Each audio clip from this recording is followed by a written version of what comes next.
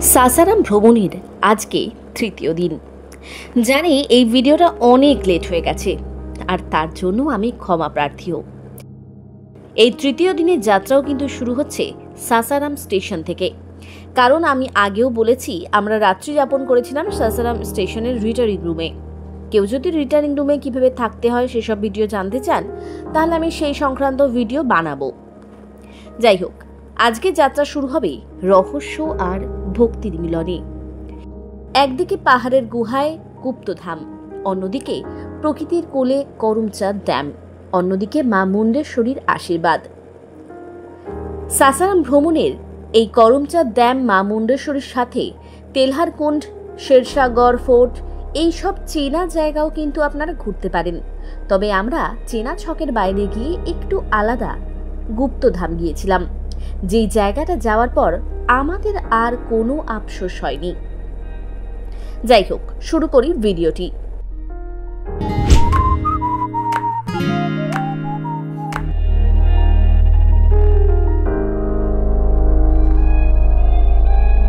প্রথমেই বললাম চেনা ছকের বাইরে গিয়ে আমরা ঘুরেছি, আর সেই জন্য বিকাশজি আমাদেরকে প্রথমেই নিয়ে গিয়েছিলেন নৌলক্ষা মন্দিরে। এই জায়গাটা একটা আশ্রমের মতো, এখানে অনেকেই থাকেন। এই জায়গাটা বিকাশজির গ্রামেই, সেই কারণেই তিনি আরো নিজে ইচ্ছে করে এই জায়গাটা আমাদের ঘোরাতে আনলেন। আর সত্যি আশ্রমটা কিন্তু ভীষণ সুন্দর, বেশ একটা শান্তি এনে দিচ্ছে মনের মধ্যে।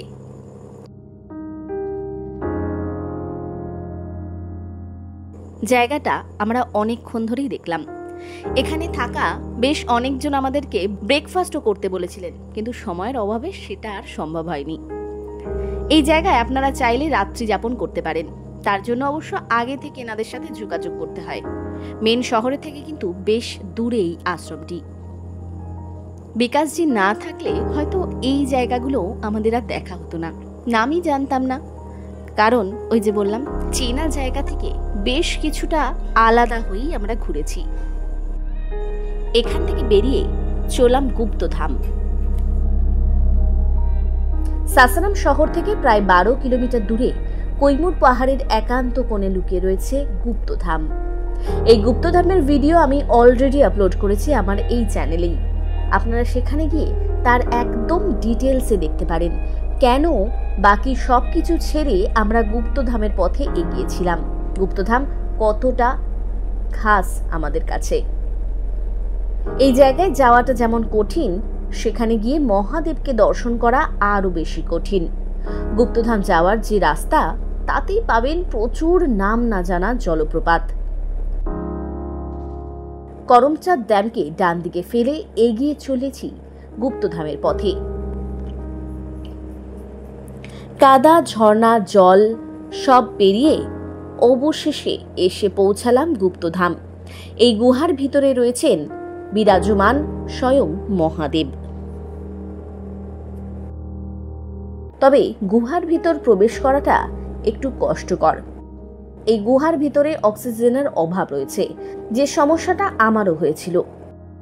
এই শ্বাসজনিত কারণে আমিও মাঝ রাস্তা থেকেই ফিরে আসি। আশা রাখছি আপনারা যেতেই পারবেন। গুহার ভিতরে যখন আমরা গিয়েছিলাম তখন জলের পরিমাণ ছিল বেশ ভালো, তবে আলো একেবারেই নেই, দু একটা বাল্ব জ্বলছে।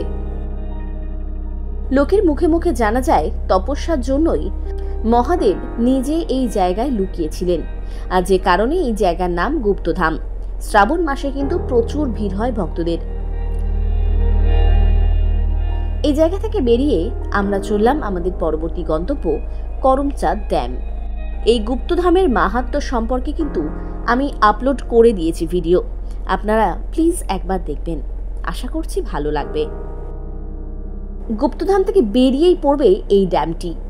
পাহাড়ের কোলে তৈরি এই ড্যামটির চারপাশে ছড়িয়ে রয়েছে সবুজ আর নীলের দারুণ সংমিশ্রণ। একটা সময় যেন মনে হচ্ছে সময়টা স্থির হয়ে গেছে এখানেই। এখানকার পারিপার্শ্বিক দৃশ্য এতটাই সুন্দর। দুপুরের রোদে জলের সূর্যের প্রতিফলন যেন ঝলমলে এক রূপালী কারুকার্য। কথাগুলো শক্ত হলেও এই জায়গা দেখলে কিন্তু এমন শক্ত কথাই মন থেকে উঠে আসে।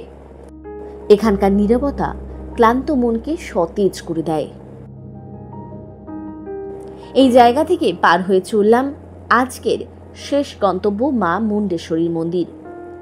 প্রসঙ্গত বলে রাখি, এই গুপ্তধাম যাওয়ার জন্য কিন্তু বেশ অনেকটা সময় অতিবাহিত হবে, তাই সেই বুঝেই কিন্তু এই জায়গায় যাওয়ার সিদ্ধান্ত নেবেন। তবে বলতে পারি, এই জায়গায় গেলে আফসোসের জায়গা নেই। সবাই কিন্তু এই গুপ্তধাম যেতেও পারেন না। যাই হোক, আমরা চললাম মা মুন্ডেশ্বরী মন্দিরে। ভারতের অন্যতম প্রাচীন শক্তিপীঠ এই মন্দির, যেখানে দেবী মুন্ডেশ্বরী আর ভগবান শিব একসঙ্গে পূজিত হন। ঠিক এই জায়গাতেই গাড়ি আমাদেরকে ছেড়েছে। এখান থেকে পায়ে হেঁটে উঠতে হবে অনেকটাই। সেই মতোই উপর দিকে হেঁটে চললাম। অনেকক্ষণ পর এসে পৌঁছালাম একেবারে মন্দিরের সিঁড়ির সামনে। ধীরে ধীরে আমরা ওপরে চললাম।